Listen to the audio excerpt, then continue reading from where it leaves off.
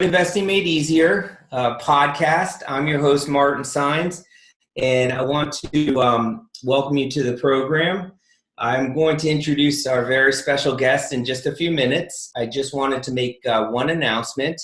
The announcement is my next Note Investing Fundamentals class is going to be or workshop rather, is going to be February 21st, 22nd in DC.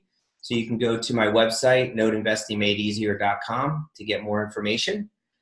And without further ado, I have on Dave Putz of JKP Holdings. Dave, welcome to the program. Thank you, man. Thank you. Good to have you. I mean, you and I always chatted up at the conferences and various subjects. So it's really awesome just to have you on. I appreciate it, man. It's good to connect and always good to talk about different strategies we all use. Absolutely. I know today the focus is going to be on due diligence. And, before we kind of jump into that, tell me about what JKP Holdings purchases now. What types of notes? We buy first position, performing, not performing. We have bought some seconds, mostly performing. But we primarily look at first performing and non-performing notes in about 14, 15 states. And we've been buying since 2012. Really jumped up in 2015, but we don't really buy too much CFDs, but we have bought a handful here or there. Terrific. And it's going to be kind of a code discussion here versus, more, Q&A, if you will. So I'll just let you know, just for the sake of conversation, I purchased mainly junior my first NPNs only it's a lending opportunity. However, my focus is mainly on junior lien NPNs and then converting those to performing notes. Awesome. So with that said, let's talk about the idea of whether you're buying junior liens or first. There's heavy emphasis on what is the property's value. So what do you take as a holy grail for giving you what the FMV is for that property? We do a series of things. First, we scrape for a bunch of different values online, kind of EVMs from different websites we have, and narrow it down based on if the seller provides a BPO, where we're at. So what we do is we determine scraping data, and then we run our own analysis on the properties that we like in markets that we like based on the data we scrape. And that's where we start at, and then we go ahead and dial down manually and figure out the values of each individual asset that we like using different sources and different avenues, exploring that. So, and I know that's going to be something you're going to want to determine at the stage where you're putting in an indicative bid. Correct. So oftentimes, oftentimes where Dave's purchasing, he's putting an indicative bid. If he gets awarded that indicative bid, then he deep dives into due diligence, probably with BPOs and O&Es and things like that. But for the purposes, he wants to know, high level what the property's worth, and if it's a junior lien, where's the first at? Correct. Yes, absolutely. We take that data, and that's when we start plugging into our model and figure things out, which we're sure we'll talk about. But we start with that value because that's prime information for us to determine things based on the other additional data.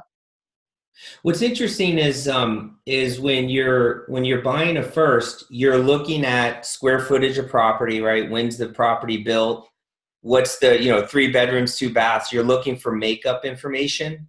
Why is that important to you? So for comps and whatnot. So we've figured out about 35% of BPOs are correct.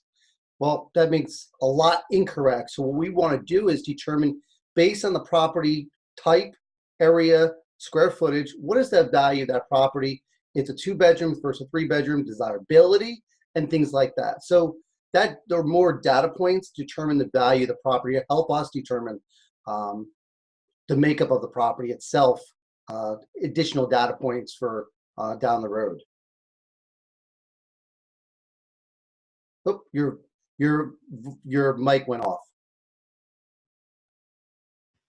Hold on, how is that? There we go. Okay, so thank you. So from that perspective, you're really gearing up to take back the property. Is that correct? Well, that's our worst case scenario, right? So we have multiple areas where we can't predict what's going to happen and when. So we don't go into the deal saying, well, this is a scenario that we want. We really go into the deal looking at the fact that what could happen, so we're not stuck with a bag full of stuff we hoped for. Got it. So you have what if that's the least desirable outcome, what is the most desirable outcome? Modification, right? We can get that thing performing again and reselling it, which is part of a model. If that opportunity comes about, it's awesome. So what's interesting, you and I have had prior discussions on this. I know for the purposes of a lot for the first mortgage purchases, you're looking at that property value, back taxes. You want to know maybe I don't know if you do any digital collateral review at that point or whatever before you put your indicative bid in, but there's heavy emphasis on that property value. For myself in the junior lien space, I'm looking heavily at the borrower at that point too. So I want to know bits of information, such as where's the borrower at in their life, age-wise, what's their, if I can get information on their ability to pay. So it depends on what kind of bid you're making, right? If you're making a final bid versus make a straight up indicative offer, it depends on what kind of bid you're doing. If you're doing a final bid, yes, you're running all the data, you're doing your scrapes. We really don't care as much about the person as the property, because at the end of the day, we're in control of that property if we need to be. What's interesting about that is that a lot of times you're doing exactly what you need to do to put in a solid indicative bid number, and then from there you can kind of back down as you need to. When I'm putting in for a junior lien buy, I'm actually trying to put in as firm of a bid as I can up front. So I know that's more that's more labor intensive up front. But so it limits me bandwidth wise, whereas you have more because you're doing quick analysis. You're able to probably bid on more deals simultaneously. Yeah. A lot of time our first space, it's you have to grab it quickly. You have 2 days sometimes to get an offer in.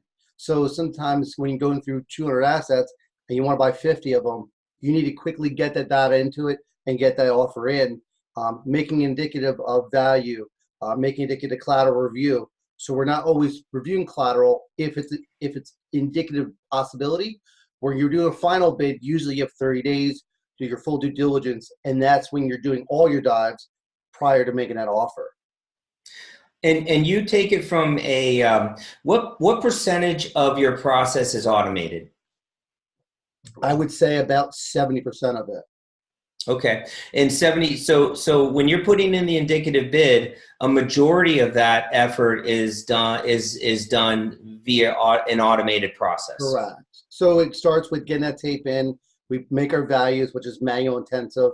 Our next step is literally take that asset, all the assets we're bidding on, throw it through our calculator. Our calculator figures out every scenario, what our determined return requirement is, our target is for every exit strategy, and says, I need a certain percentage. It starts there. It doesn't base on UPB or BPO. It's what's our target return and back into it, and then takes the minimum of whatever all the different exit strategies are and say what's the worst case possible, and then the indicative offer goes off of that number and says if reinstatement possibility is the worst case, that indicative offer is based on that. If foreclosure rehab, it goes off that number. And then once we get that in there, we then make that offer. Where we pulled the annual property taxes, where we pulled if the property's been listed recently. We've also pulled foreclosure, docket numbers, and BK numbers, so that when we get a response from the seller, we can then go to the next process and start automating, reaching out to agents that we already work with, reaching out to investors that we already work with through automation. Again, it's all that process is. It goes, grabs anyone who's in the local area of that property and shoots out the email to that person with that property data, so we can data dump into our system and we can get more data once we get the indicative offer accepted. And what's interesting about your whole process is that you're taking the least desirable scenario and basing your indicative bid off of that. Correct. So that minimizes your risk. And so, that kind of begs the question of the importance of interest rate. So what the interest rate is for what the borrower should be paying is very significant. Huge.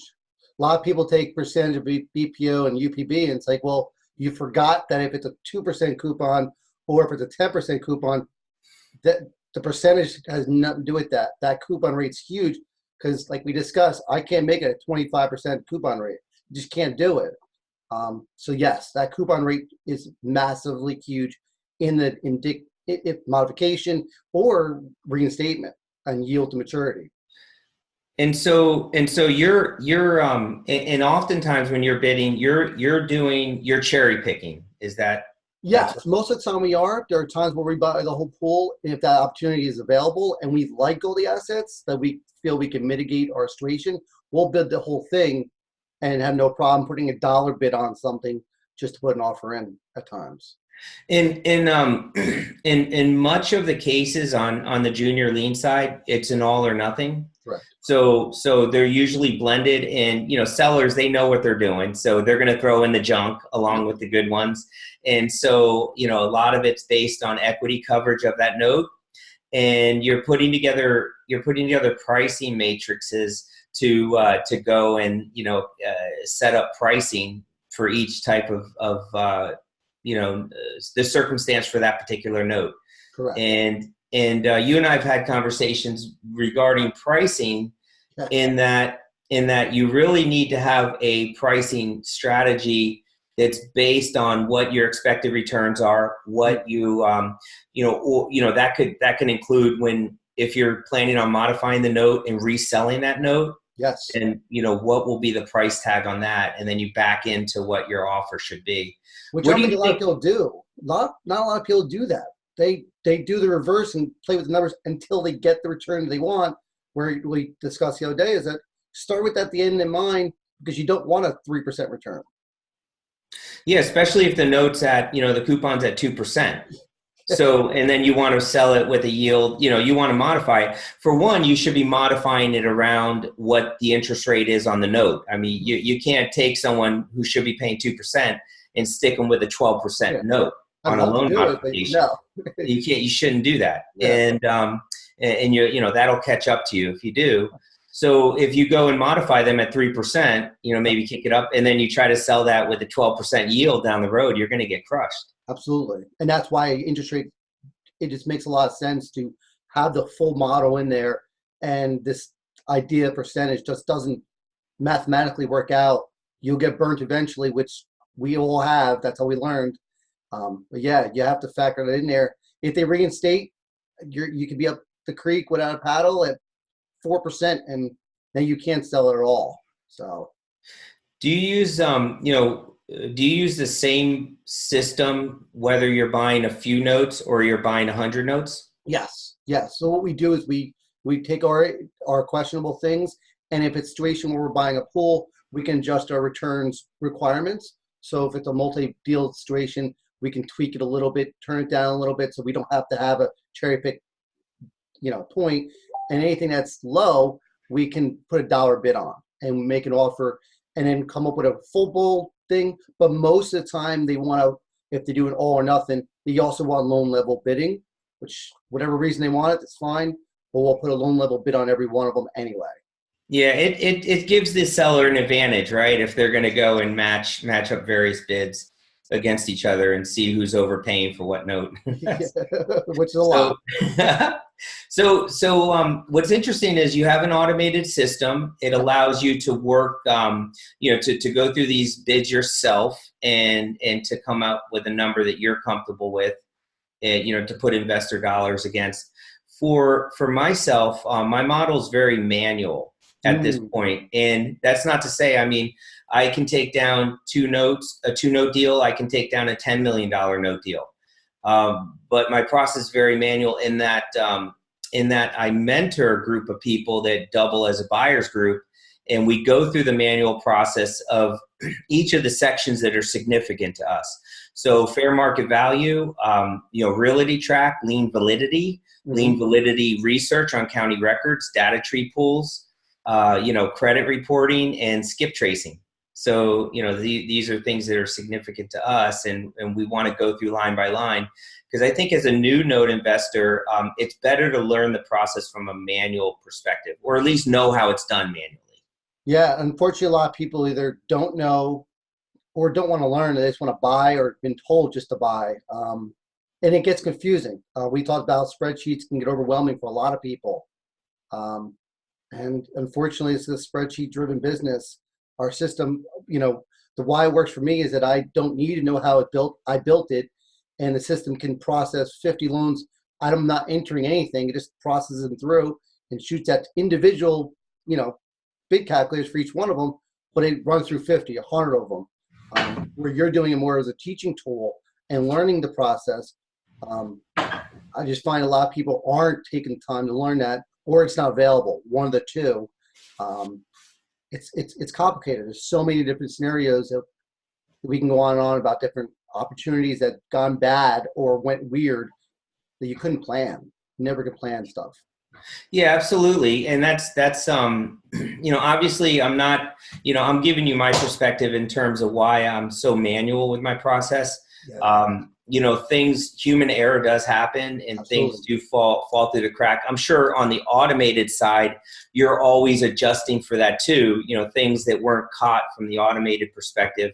It pulls from Zillow that it's a 3-bedroom, 2-bath, and 2,000 square foot, but yet the picture shows it, as bulldozed vacant property. Yeah. So, things, whatever the case would be. Correct. Yeah. So, we're both adjusting our systems on both sides of the fence. Yeah. I mean, we're always adjusting ours. We add ours, attorneys or local investors to our system, so that if there's a property that we do really like or really questionable, we can call up their investors who are local to that property and give them a physical manual phone call. But for me to determine value and run things manually, if I'm bidding 50 of them, that would take a long period of time, which sometimes we may only have a day or two to put bids in. They just want indicative valuations, and any kind of delinquent taxes is something we can make indicative.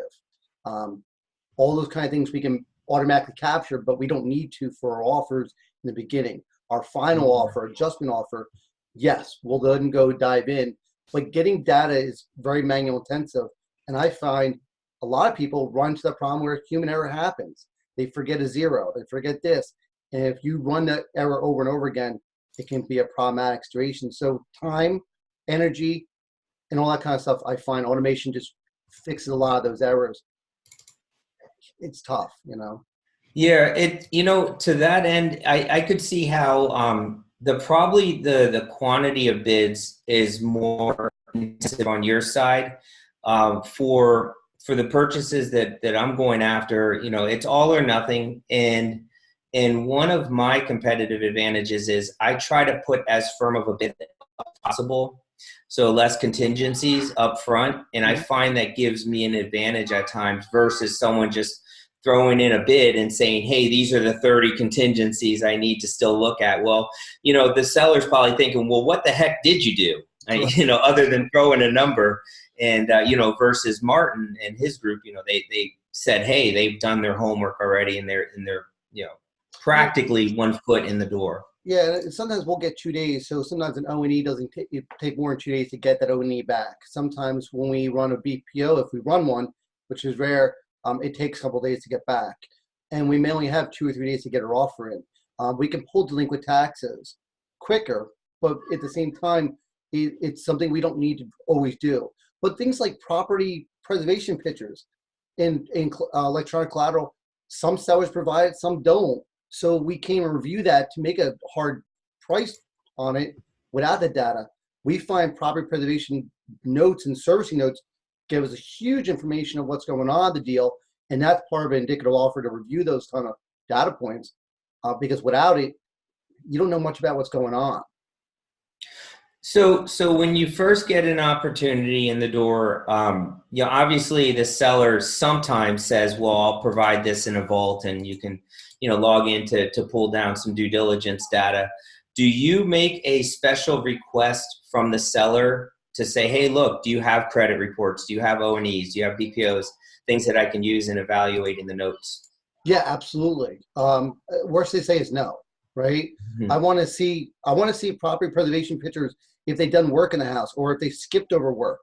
Oh yeah, we saw 10 grand of roof problem. Oh, we're gonna pass on that. Well, that tells me something about the property. We also do, if we are missing notes, to see what the borrower is doing. But yeah, we always ask for what they say. We also ask for a collateral review. If they've done the collateral review when they bought it, bigger funds will actually send their actual collateral review custodian report to us and say stuff was clean. It kind of gives us a guideline where it's at. But anything that's missing, yeah, absolutely. We also ask for a forced place policy. And most people don't know there's two different policies out there. And one, you buy it and anything that happened before you bought it goes away. You can't file a claim on something. So we found the hard way. Make sure you file up which forced place insurance policy they have, and we always ask. And that's an addendum to our contract to make sure that if it's something we can't file a claim because X, Y, and Z, we're seeing if they can either buy it back or whatever, because we don't want to get stuck in a situation that the forced place insurance is held up because of them or something else, and it ends up in our lap. Yeah, no, that's a good point. So, when you put in your offer, you want to put in the contingencies. You want to ask for as much as you can, and the worst they can tell you is no. Whether you're doing that on the upfront when you first get an invite to bid, or you do it once you place your indicative bid in, it's always good to ask. I had a 200 note opportunity come my way over the summer, and no credit reports were provided. But I asked, they had them, and then they sent me a Dropbox link for them. So I'm like, you know how much that would, $200 times, whatever you're paying, $10 a month to pull credit. I mean, that's a few $1,000 bucks. Yeah. So it can all add up. Stuff, they just they're not connecting. The salesperson usually doesn't connect with the collateral person, the servicing end, the servicing notes. They just don't. If they don't have to, why would they? But yeah, it's always somewhere. They just have to be shared with us. O&E reports will pull our own eventually if we're going to make that offer final bid. But yeah, if they have it, I'm going to look at what they have. BPOs, I'll look what they have. And a lot of times you get a hold of the agent, right? You just talk to the agent. Hey, what do you know about the property? I think the biggest problem with most people is that they dive into saying, we're talking about a lot of data, a lot of different things. And some people don't know what an O&E report is. Some people don't know what exception report is. And that's the problem we run into, is that the struggles are, there's so much information that we're talking at maybe a higher level that a lot of people understand, that they get lost and they just say, screw it, I'm just going to put an offer and see what happens. And then we get back to where we're at, we're not doing anything. Yeah. And I think that's where you hear sometimes frustration in the space where you hear about people, there's people that don't know what they're doing and they're overbidding. Well, it's not, it can be a matter of exactly what you said. It's that they don't know the whole process, or they don't have a process, and they're just putting out a number just to see if it'll fly. Yeah. And so you get to the point where you do collateral review.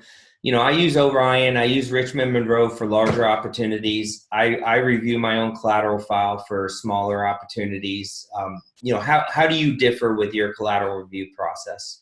I wish I could automate it, but I can't. Most of the time what we do is we'll reach out to, we have a collateral company that we have worked with in the past, but they've missed things, canceled allonges on an original note. They just didn't work out. So what we've done in the last 2 years is go directly to our attorneys, and an offer we're going to make that we're not checking ourselves.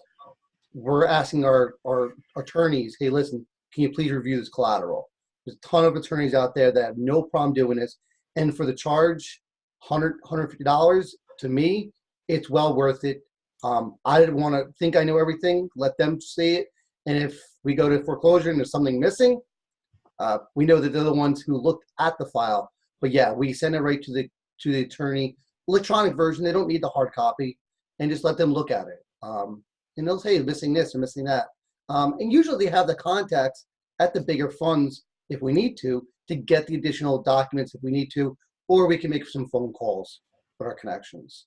And so, from there, you're generating the exception report. You're letting them know, hey, this is missing. This needs to be cured or refunded or what have you. And that's a good policy to have in place prior to the purchase, because reps and warrants and all of that will be in place. But how much can you put your trust into that? Correct. Yep. Yeah. We've been in situations where that reps and warrants is in place and they fought us. It's like, it doesn't make a difference. We've been in situations where the servicer who was transferring the loan over modified a loan in the process of us buying it, and the terms changed. The borrower signed off on it. So yeah, reps and warrants can go just as far as they need to go. But yeah, you should be doing everything you can, and that's hard because you don't know everything at the beginning. And those advanced people, we run into situations that just don't make sense, and no one else has run into them sometimes. So yes, it's just working with the professionals in the space to help you along the process to make sure if you're missing something, they're there to catch you. So yeah, I think it needs to be stated that there's different, there's more than one right way to do something with a lot of what we're talking about. And, whether you go the full automated or you have, a lot of labor behind the due diligence. I think, though, that either way you should try, I'm always trying to automate my system, APIs with Pacer searches, APIs with Zillow and those folks, and trying to collect data, especially on a larger one. And then you have also the human element, where you have to, you're sending collateral to an attorney to review. You can't automate that process. Right. Or you're using Orion or Richmond Monroe like myself on the larger opportunities. I think the point is to have professionals in place, like you mentioned. You cannot get around that. When I hear people say I service my own stuff, I check my own collateral, a lot of times newbies say, well, why can't I do that? All I need is to see is the chain. Well, you don't know if it was signed correctly, or if there's something on it that just doesn't make sense. You don't know. And that's the hard part, is that until you know it, why play the game? So yes, we rely on our professionals to do those kind of tasks for us to avoid problems. Yeah. I mean, whoever's used, attorneys, or they've used Richmond Monroe, I mean, you see the corrective assignments that they're doing. I mean, they're correcting past errors. Yes. And these are things most likely that, a lot of folks may not pick up on. Yeah. And you don't know what a corrective assignment may or may not look like. Do you know which states can take a affidavit, lost note affidavit, which states don't? So I think that's also runs into problems that different states, sometimes states can take electronic things, sometimes they can't. Again, it's state by state specifics that you may or may not be paying attention to or remember. Just let the professionals do it. But yeah, that's part of our process that's manual, but I would say majority of our process is automatic, from values to emailing, bulk emailing it, to emailing our attorney. If we do get the asset, it automatically emails the attorney, notifying them there'll be a file sent to them, reaching out to our investors with the property in their backyard to get data. All that process is completely automated on our end of it, especially the calculator. So I think you can automate a lot of it. However, I think that there are manual steps that has to be taken to make things work. And on that note, what would you say if your ideal scenario is to get the borrower performing, get them reinstated or loan modded? What part of the automated process gives you an indication that the borrower has an ability to pay? So to us, it's kind of weird, but being in the first space, it pre-purchase, there isn't any kind of determining factors. We don't get into the borrower data, right? Where seconds you dive into the borrower, we're in so control power that, hey, listen, it's either they do or don't. We don't really care. Once we buy the loan or we're going to the further due diligence, that's when we're skip tracing the borrower. We're checking their Facebook feeds. We're checking their their LinkedIn feeds. We're Google searching the property. Has it been fire in the area? Seeing if the borrower died. Seeing if we can find data about the borrower to help us determine that scenario when we're going through our further due diligence. If we find that they have a job or something happened and there are possibilities there, then we can tweak our dollars amount at that point. But in our initial, it's straight up quick offer, if that makes sense. Yeah. I remember due diligence on a note years back, and I skip trace, and they were just got out of prison for bank fraud. I thought that was funny. I'm like, oh, I don't know if that one, if that note's going to fly. So. And we can't determine, someone's duration. We've had times where the borrower performed because someone died, and they moved, or they didn't pay because the bill got sent to the wrong house for 2 months, and they got behind because X, Y, and Z. Their kid went to college and they started paying the college bill instead of the mortgage. And sometimes you don't understand why the borrower did it. So we can't always presume it, but it's hard to tell, right? And some people care about occupancy or not. For me, it doesn't matter. There's a pro and con to both. Because they're not living there, they can delimit. If they are living there, maybe they destroy it and they don't give a crap. There's so many scenarios that could happen that predicting a modification is difficult. Yeah, it just is. We can't. Oh yeah, I mean, people, people tend to, the general rule of thumb in real estate, right? How the outside of the property is reflective of how the inside looks. How if the borrower keeps a neat home, they care about where they live and they want to pay their bills. But no, you learn that people live in like mold infested homes, and the only thing they care about is paying their mortgage, not, their health. Yeah. So just people, live different lives. Yeah. We've gotten times where you see on Facebook, their kids walk around with a cell phone videotaping the house because they're rapping on video, and you get sitting inside of it, right?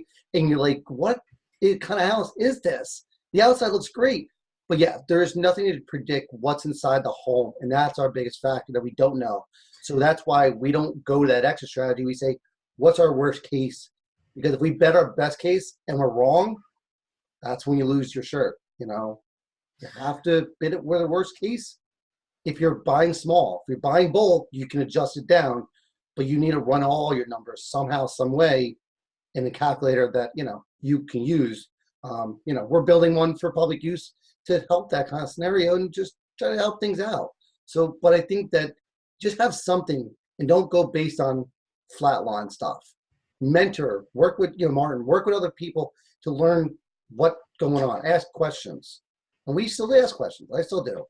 Yeah, so thank you, Dave. And what I kind of picked up, something I picked up on what you said is that you will go to various attorneys to review collateral files. So I assume you have several attorneys in each state, or if you have 10 states where you're buying notes in all 10 states in one pool, you're going to send it to those various attorneys in those states to review it.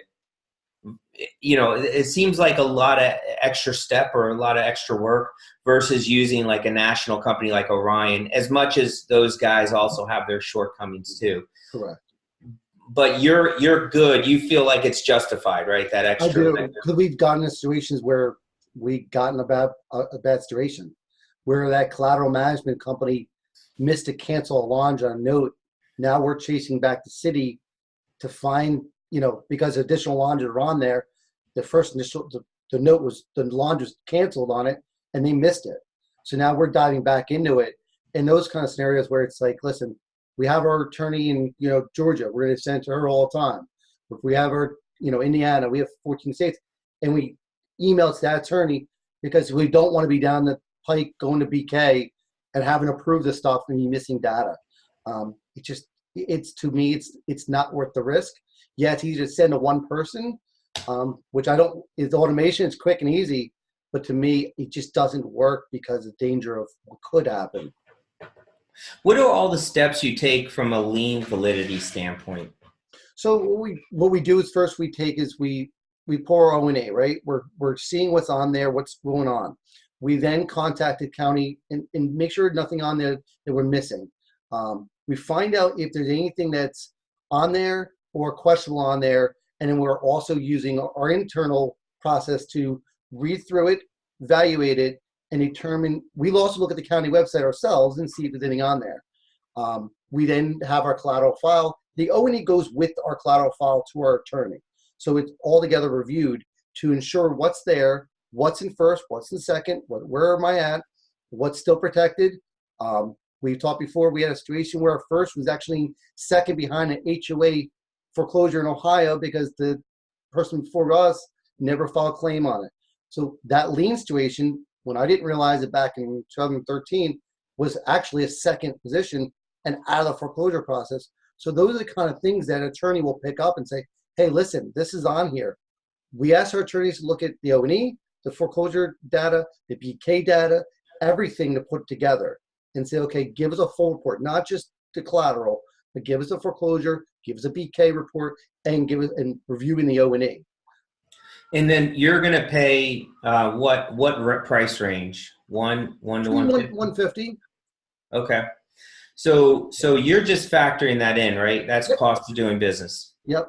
Some people buy BPOs and I don't. I don't like buying it. So while you're spending, $100, whatever you're buying a BPO for, I'm over here spending $100 for an attorney to review my collateral.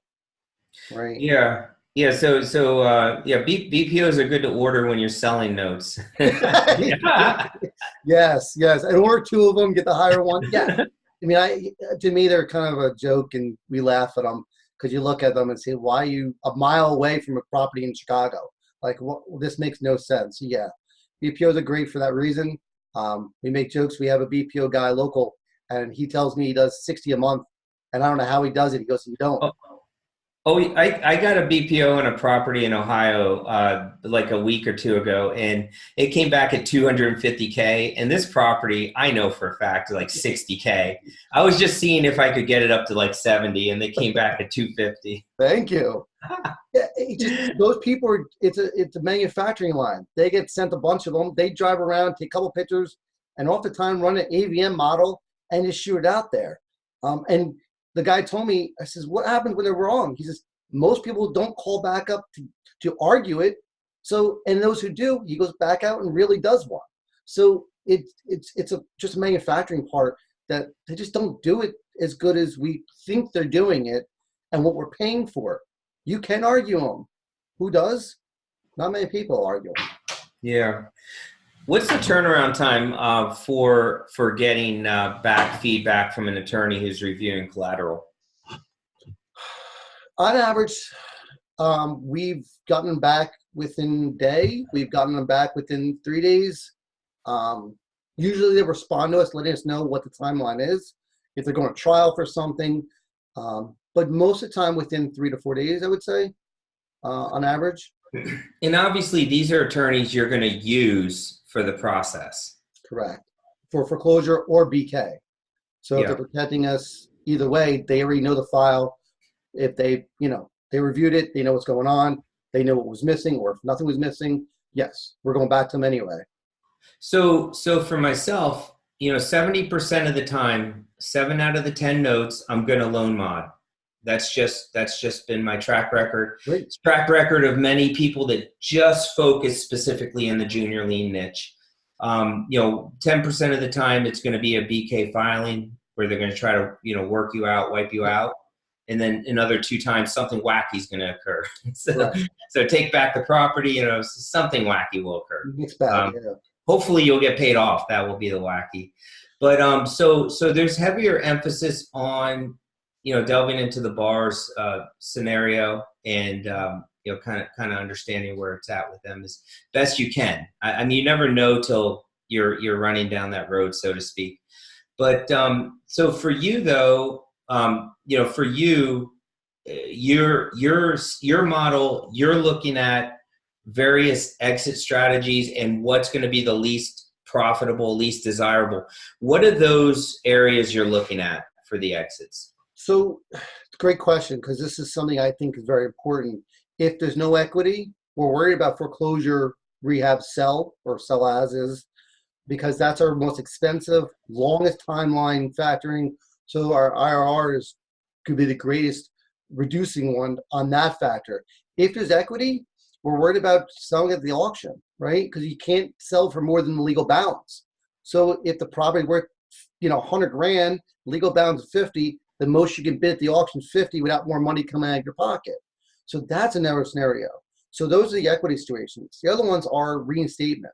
So reinstatement being the fact that if the borrower pays up what they owe, they're back to square one. You're not modifying anything. The terms stay what they were. And if they're behind 2 years and their payment's $200 a month and they reinstate and you're at a 2% coupon and you didn't buy it well, you're in a situation where now you're stuck in a 4% coupon rate, 5% coupon rate. So those are the big scenarios you need to watch out for. Everything else, if you modify it, if those scenarios are good, more than likely the modification is going to be no problem. If you do anything else, if you short sell it, you're in control of that short sale opportunity. So I don't care my best case scenario is because I'm more worried about the worst case. What could happen? Rehab, all those kind of things are bigger factors that matter.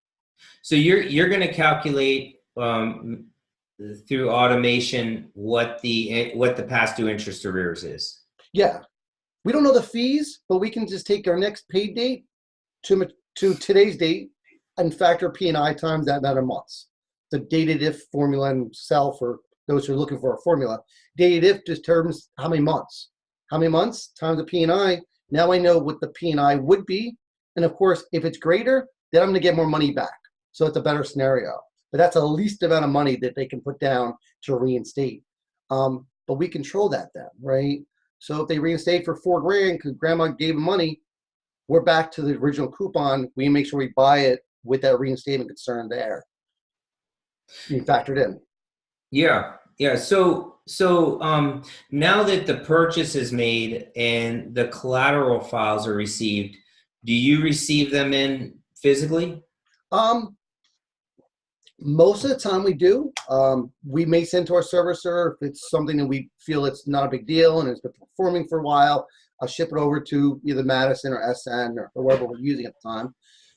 But sometimes we'll bring it in-house because it could be a situation where we're not sure if it's going to go to foreclosure immediately, or we want to ship it to an attorney, and we want to have that control factor. But we have stored it into the bigger national collateral management companies, but oftentimes we do one of the other ones. Or we'll ship it to an attorney. Hey, listen, you need the file. We're going foreclosure. House is vacant, or reports say it's vacant. Let's start that process, or deed in lieu is going to happen. Ship it off to them and let them deal with it. Yeah, I keep physical collateral in-house, and I use I use Orion as well for storage. And however, obviously you're dealing with states like Florida or whatever, you're going to have to send the collateral file, eventually to legal. Yeah. But, if it's going that direction, ship it off to them immediately. I mean, why bother shipping it to Orion when you're shipping it to Aaron or something like that and saying, here's the file, start it up. And there's no point. Yeah, and she'll do any of the corrective work. We're talking about Erin Quinn. She'll do any of the corrective work that needs to get done, and do everything that a national custodian would do. Yes, and the fact that they know what they're doing. I mean, that's their expertise. But yeah, once we have that collateral file in place, if not, we're most of the time taking that and then we're running our legal if we need to. We're just trying to get a hold of the borrower. We don't do door knocks anymore like we used to. Why not? I love door knocks. I used to love them. We just had a couple scenarios where it just went little wacky, that we just kind of veered away from it. We just do, Bill McCaffrey style. Shout out to send a legal and go with it. Because at the end of the day, you can door knock all they want. They can tell you what they want to hear. You might as well start that clock if you need to. Yeah. No, I'm a big NCCI fan, and Monica Carpenter, she's been a good friend of mine, and I've seen a few good loan mods. I know it's very rare. You're not going to hit on a lot. Most of the time, they're just going to put the fluorescent pink notice on the door, and it'll make you feel good that you did something as a note investor. But there are some times when they do hit and they do twist the arm, so to speak. Yes, and that's what you're afraid of. You're afraid of what they'll say. They don't know what you're talking about. Talk to a tenant, and they don't realize who they're talking to. So, yeah, I prevent that. I used to do door knocks. I don't. I just start the legal process, let them call our servicer, let them call our attorneys, and then work with them. We'll get on the phone call with some of them. Sometimes we'll do that. Sometimes we let our servicer handle that. But it depends on the situation. If I need to play good cop, bad cop, I'm letting my servicer handle it so that we can play that game. If I feel it's something that we just need to work out, I'll jump on the phone call with the person, the borrower, and just work out the deal and to see where they're at and just feel them out. But yeah, that's our process, and that there's so many different layers here that we're talking about that you can do different things. Sending it to Ryan and let them do everything for you is easy, simple. But we burn when we get burnt, we change our model. Just like our calculator, it gets changed over time. Mm-hmm. And keeping up with different fees and stuff like that is something also hard, right? For Big K is just now increase their pricing to $1,000 like that. So there's different things you just need to catch up on. But due diligence can be done manually and slow and learn how to do it. But once you do get it down, I always say get back to some kind of automation process so you don't quickly skip over something or misplace a number or data point if you can. And let's back up a moment, because we talked about putting in the initial offer, the indicative bid, and whereas my philosophy or my approach is to put in as firm of a number as I can because it gives me a competitive advantage. You're going to put in you're going to bid on an indicative bid with a list of contingencies. Correct. What are those contingencies? Oh, the secret sauce. So we have a good list of things that, again, it depends on what the seller gives to us, right? If they're giving us a collateral file, a lot of these things aren't going to be needed. But we want the servicing notes. We want proper preservation reports as well as the preservation pictures and information about it. I want to see the custodian report. I want to see the reinstatement amount, what is currently the reinstatement amount, and the legal balance kind of numbers, so that we can figure that into it. Because we may be able to adjust our price down if that legal balance is higher than we thought it was, or the data is 2 months old for whatever reason. We want to find out if there's any kind of BK numbers they're aware of, Social Security numbers, that we may not be able to find the borrower because the borrower on here is different from their BK filing because they got divorced or something crazy happens. We want to find out about the forced place insurance. Which policy? Is it claims made or occurrence based? One of the two policies. I want to make sure they have a title policy. I want to make sure they have a payment history, where it is, make sure it's not cut off. If it's cut off, I got to dive into find out where it's at, because that's always a problem for BK. Of course, I want to see the seller's BPO. And we added to it, I want to see any kind of pending or previous modification forbearance agreements. Because a lot of times they don't. For what agreements? Forbearance agreements. Oh, forbearance. Okay. Or modification agreements. Yeah. Anything that's pending, we bought a loan back in June where there was actually, I asked 4 days prior to buying it, hey, is anything going on with this loan? And the seller said no. Well, 4 days later, the servicer sent out the modification to the borrowers, and they got it done. They got the modification paper back 14 days after we bought it, and the seller didn't realize what was going on. But there was a pending one possibly out there that now we asked for that. You need to send us anything that's possible, even if it's questionable, because we want to make sure we're following that up there. Yeah, and a lot of times there's that disconnect between the seller and the servicer. The servicer's doing full loss MIT, and they're running their own show, and the seller's just trying to move paper. Yeah, and we often, as investors, look at our one deal that we're looking at and looking at that one specific deal, and then we wonder why they missed it. Well, servicers may work with 20,000 loans that one deal is not that important to them, and they don't realize it, and they're fully going through things, which is what happened here. The servicer should have stopped it when they sent the transfer paper to our servicer, but they received the modification 14 days later, and then we're back in a situation where reps and warrants really doesn't cover that. However, the seller was good person, we know him well. They were able to reimburse us some of the fees and the money that we would have gotten because of the scenario what happened, and we worked it out. So it was good. I ran into one this year where the loan was modded. I didn't get that information from the prior servicer until the servicing transfer occurred. Mm-hmm. And it was modded. It was about 100K UPB, modded at $150 a month at 0% interest. It was like insane. But the borrower defaulted on the mod. They defaulted. It was crazy. Oh, yeah. So I got back with the borrower and was able to work out a new mod that was mutually beneficial. Oh, God. But yeah, crazy stuff like that happens all the time. Yeah, so I think, we wanted to know if there's anything pending, because those scenarios would kill a deal. People don't know, and I talked to Warren Ginn about this a lot. $150 payment minus your servicing costs will kill sometimes a deal. $200 a month will kill a deal because of all the costs that go into that deal. Boarding it, service transferring it, the paper, the postage, the $6 postage you're sending out, all those kind of little nickel and dime things. When you're getting $150 a month, the percentage of deals reduced quickly. So we typically don't buy anything under 50,000 to prevent some of that. But yeah, when the coupon rate's that low, it gets dangerous. And you and I have talked on the phone recently about momentum and just the power of that with having some success in this industry.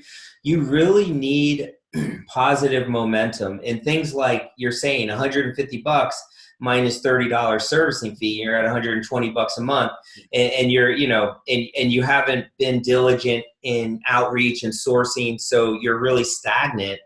And then that it starts to just go in your ear like, hey, there's nothing really here. Who needs $120? That's not going to get me to that $10,000 a month. And then you start to lose momentum. Yeah, the energy disappears because the feeling of this excitement is over. Now you're chasing the next deal, and you could get desperate, which is dangerous. But yeah, those small payments are just a nickel and dime problematic situation.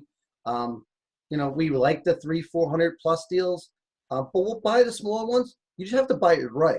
If you're buying $200 payment, but you bought it for $5,000, it works out, right? So those are the kind of scenarios that we look at. We want to bid. Everything goes back to what our return desire is. So I don't mind $120 payment on something that I bought for $1,000. That makes sense to me. It always goes back to that. What do I want back in my pocket? So yeah, no, that's good. It's begin with the end in mind, as it's often said, and that's really important from a pricing perspective. How do you see a lot of people in the industry price at the end of the day? How do they determine their pricing? And I think I know what you're going to say. Percentage of BPO. I just literally was reading an email before we get started. Some guys, he's trying to do 12% ROI, and I asked him how he bids things, and he said, well, it depends on which one's lower, BPO, UPB. And I said, what happens when the coupon's a 2 or coupon's a 12? Yes, most people do stair step, which is trained, because it's easy, right? There's no other calculations in there. It goes back to being easy because the calculator looks confusing. They don't understand it all, but the easiest thing is say, I'm going to buy it 60% of whichever number's lower. There's time frame that goes into that. Not just coupon, how long the deal's going to take, how long the foreclosure. If you're in Texas versus if you're in Ohio, New Jersey, New York, those kind of scenarios, besides the percentage, come into play. I look at the time value of money when you're looking out. How long is it going to take for you to acquire and begin to, get to work on the files? 3 months, and then how long that state is for turnaround, and you have to look at all that. And I think that's hard for a lot of people because they don't know what goes into that. They don't know the turnaround times. They don't know time frames. They don't know costs. We always talk about the fact that costs of doing a foreclosure, and you can find out what the legal part is, but no one remembers to do the court fees in foreclosure. The Fannie Mae chart is just the legal side of it. It has nothing to do with this, the publication, the court fees. Maybe the sheriff takes a fee on it. So those are the kind of things that it's a lot to learn, which makes it difficult, which if I'm beginning, I'm going to go based on UPB anyway, because that sounds all too much. Learning that process and working it, building your own thing. But I always tell people, if you want to do some kind of JV, bring your value to the table and offer what you're good at and work together with someone who does know the strategy and say, hey, I have a lot of time. If you don't have time, I'll work the time part for you and do that. because there's so much to learn here, and you learn by doing. This is amazingly learn by doing space over and over again. It so is, yeah. And Sri mentions he bases his bid on the yield he's going to get on the potential exit, and that's pretty much what I do. I look at what's the ongoing yield. Yeah. So absolutely. So I think people, if they do that, always if you want to say a 20% return on a foreclosure, rehab, sale situation, start with that. Don't go based on percentages and all that stuff and start playing with numbers. Just there's a formula, back into it and figure that out. Too many people, I feel, struggle with that. And I get why. I get it's hard, but figure that part out, or work with people to figure that out together.